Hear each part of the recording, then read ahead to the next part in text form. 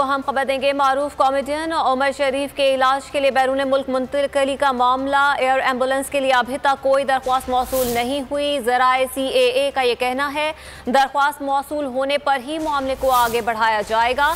मारूफ अदाकार उमर शरीफ को इलाज के लिए अमरीका मुंतकिल किया जाना था। अमरीकी सिफारतखाने ने सिंध हुकूमत की दरख्वास्त पर उमर शरीफ को वीज़ा भी जारी कर दिया, लेकिन CAA के ज़राए का कहना है कि अभी तक उनके इलाज के लिए एयर एम्बुलेंस के लिए कोई भी दरख्वास्त मौसूल नहीं हुई। इरशाद संजरानी से मज़ीद तफसीलात जानेंगे। जी इरशाद बताएगा, CAA ज़राए क्या कहते हैं मज़ीद?